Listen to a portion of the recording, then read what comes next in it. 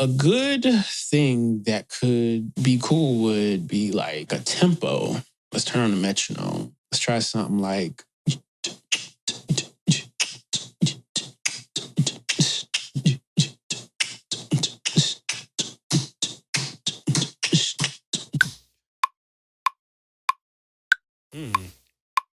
Yeah.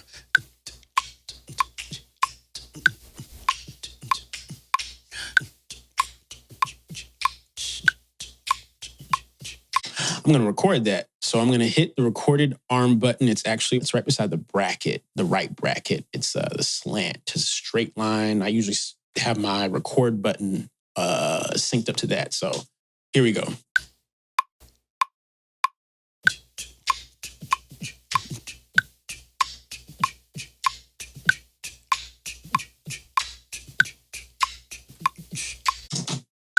All right. So I think I got something right there. Midway through it, I felt something cool could be approached with that. So we're going to take this and we're going to sync those warp points onto the grid. Now, my human beatboxing abilities are not the strongest, but they're enough to be able to get an idea out of me for the moment. So let's just do the first couple bars just to get something kind of catchy.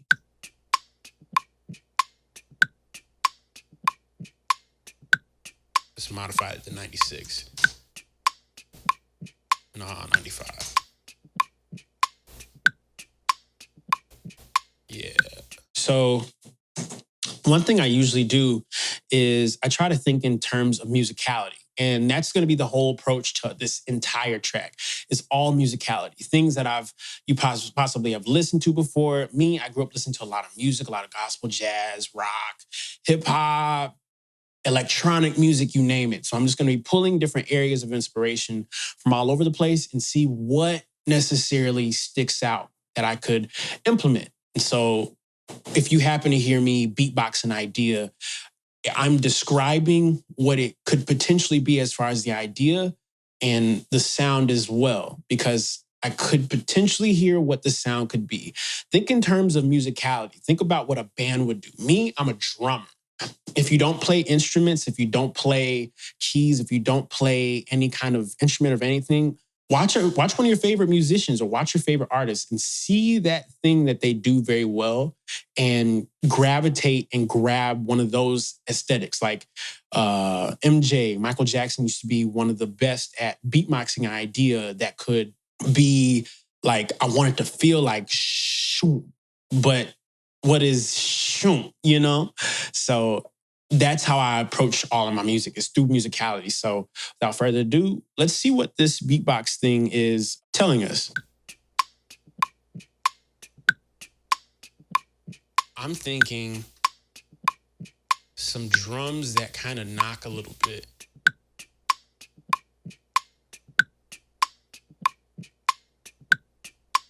Okay. So I'm going to go to my Volume 5 sound pack. I usually have a lot of different drums that I've made over the last year or so.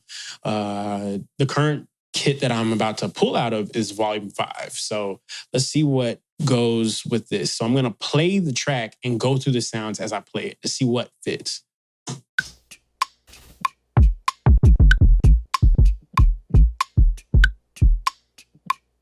I like that.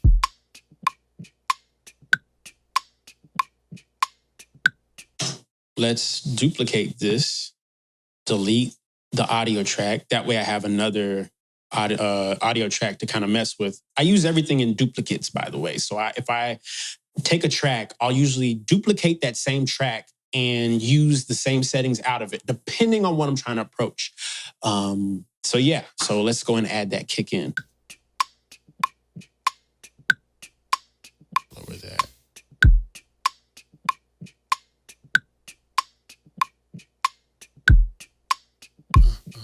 So that kick hits twice. So we're going to take it and kind of bend the rule. Take the grid and actually, we're going to do this. Take this and move it. And move this back to the one. So now it should sound a little more cleaner, a little more. And I think triplet grid is on, my bad. All right, so.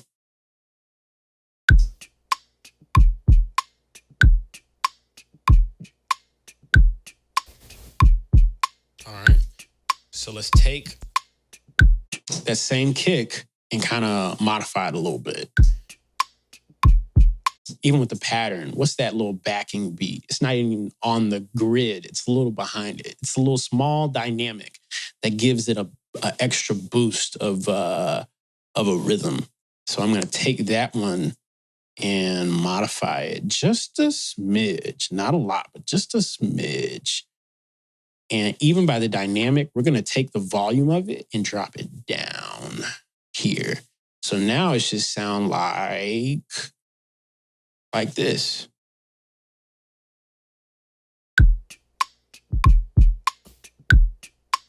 And there's another one too at the very end of it, end of the measure. So let's copy this and put it at the very end of it as well, because it's in the same spot. So now all we're going to do is duplicate it and fly it to the opposite end as well.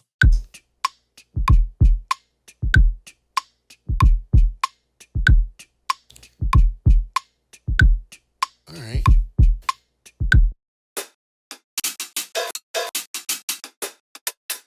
Let's go back to my other sounds. I have other sounds that I recorded previously. I usually do this thing where I'll create a bunch of different sounds and chop them all up on Ableton and save them for my own recordings. So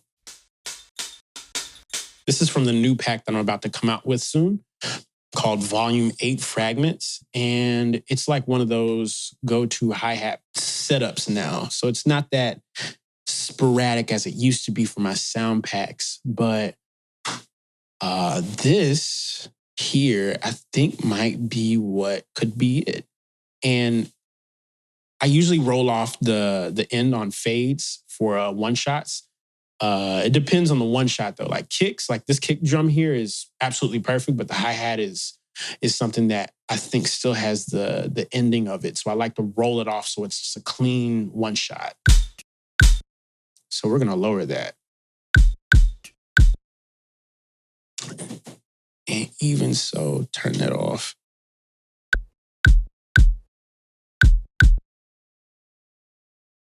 I'm gonna add that again.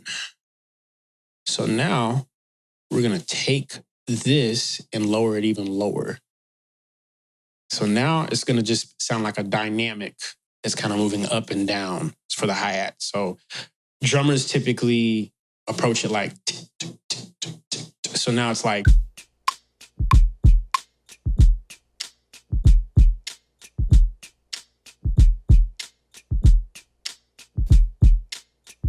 now I'm going to add an FX channel to that one as well.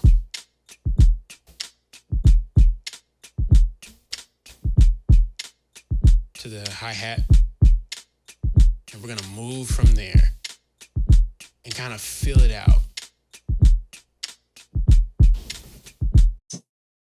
Let's see here. What do I want to change about this beatbox? So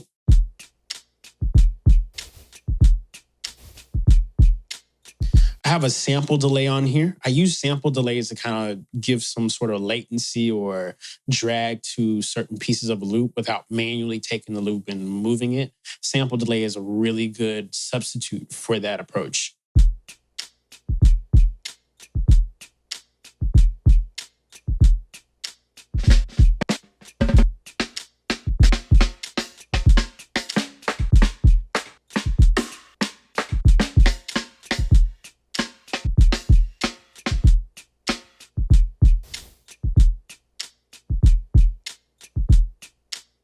And I don't want it to be exactly on the beat. I want it to drag a little bit.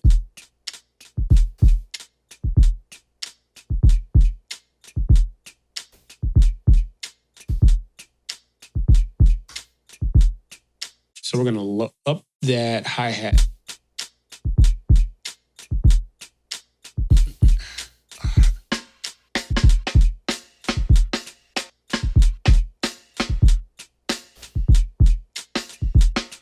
I like that one. So take this here. So we're going to fade it where it's just a quick hit and not a prolonged hit.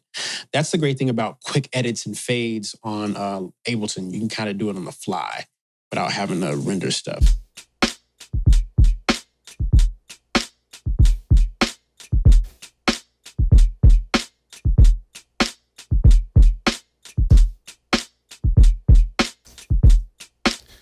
Oh, that sounds cool. I'm going to try something. So we're going to group that entire thing that I just did and turn it into its own group. And we're going to add drum bus. It gives a lot of body to the drums that, or anything that you particularly put with that audio effect. Ableton is GOAT for this.